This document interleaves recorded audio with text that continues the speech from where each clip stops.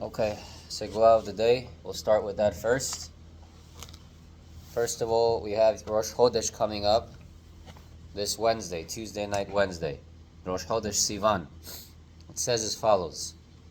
Hamosif al seudat Rosh Chodesh.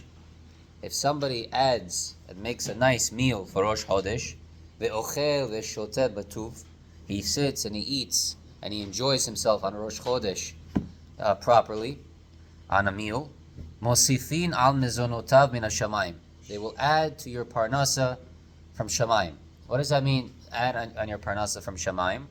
We know that it says that a person had, in Masechet Be'ah, it says, page 16, the mezonotav shel adam ketzuvin lo merosh hashana ve'ad rosh hashana, that a person's parnasa is already cut for him. It's already designated for him, custom tailored to him, from Rosh Hashanah to Rosh Hashanah. Chutz mehotzaot Shabbatot ve'yamim tovim. Except for Shabbat and Yom Tov. Whatever you spend on Shabbat and Yom Tov is not included in the parnasa that they designated for you min hashamayim between Rosh Hashanah to Rosh Hashanah. Now the question is, does Rosh Chodesh fall into the category of Yom Tov or not? It's a mahloket. However, it says over here, ve'rosh Chodesh bichlal yamim tovim. Rosh Chodesh is included in Yom Tov. Therefore, a person should make a seudah on Rosh Chodesh, especially if you could do it with basar. It's a big segulah. As it says here, mosifin al mezonotav min hashamayim. So the question is, does it add to your parnasa just the amount that you spent on that Rosh Chodesh meal, or in general? So you should know, once you open the sink, could you control exactly how much water comes out? No. Once you open the shefa pipe for parnasa, you can get down a lot of different gifts that are there. Also, you should know, a lot of time a person does averot, and when he does averot, the pipe is a little clogged. So sometimes you need to open the pipe a little more, and whatever's clogged, it'll push it out. So same thing here, that once you already spend on Rosh Chodesh, and you'll see a lot of shefa come through already, because it was designated already for you in Shamayim, and just something was holding it out. Now you did this one extra thing, the pipe can open and more brachot can come. So what's the maskana? Make a seudah for Rosh Chodesh, have meat, have bread, eat. Ikar is bread and meat. That's the main thing. Even a little bit of wine you could have also. Lichvod Rosh Chodesh. Rosh Chodesh is a very big holiday. Now, we're going to learn a little bit more. We're continuing in the Hilchot. That's a different thing. This is recorded. I don't want to edit out.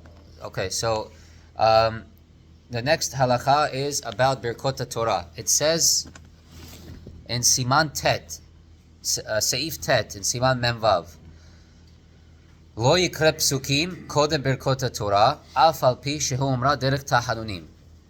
So the Shulchan Aruch has two opinions. The first opinion is a person should not read any psukim, right? Unless he said Birchot HaTorah kodem. Until he said Birchot HaTorah, then read psukim.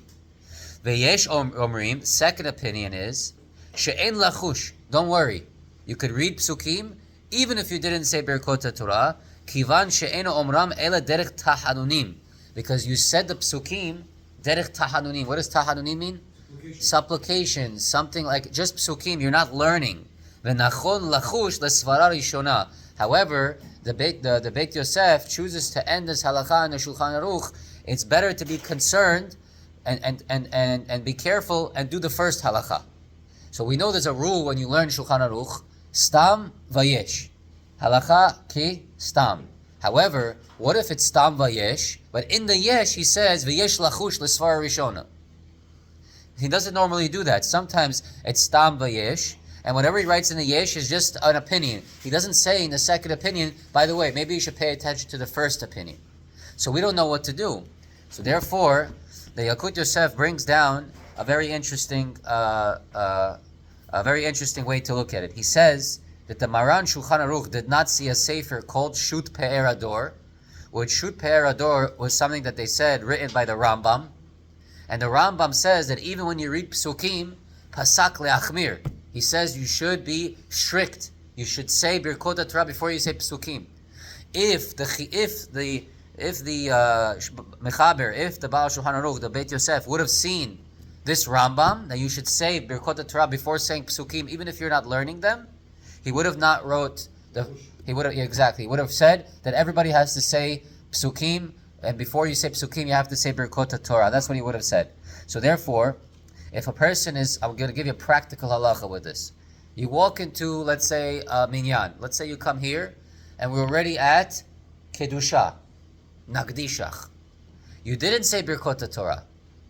Can you answer Kadosh, Kadosh, Kadosh, Baruch Kivod Hashem Mekomo? Can we say those psukim or not? Hashomea Kedusha Mishliach Tzibur Kodem Sheberach Birchot HaTorah. If now you hear the Shliach Tzibur saying Kedusha, and you didn't say yet Birchot HaTorah, Ve'en lo penai levarech kodem psukei Kedusha. You have no time for you. He's at Bercha Magen Avraham. You can't say Birchot HaTorah from Magen Avraham till Kedusha. You're not going to get it. Mutar lo la'anot psukei Kedusha Kadosh u'Baruch im hatzibur. You could say Kadosh, Kadosh, Kadosh, and Baruch Kivod Hashem Mekomo. You could say those two, even without Birchot HaTorah. She'arei en kavanato likro psukim derech limud. You're not saying this psukim to learn. Ele litztaref l'tzibur. You're saying this to combine with the tzibur. Asher yakdishu et Kedosh Yaakov et Elokei Yisrael yarzu. It's a mitzvah. Ve'hoyol vehi mitzvah over. This is a mitzvah to say Kedusha and Baruch.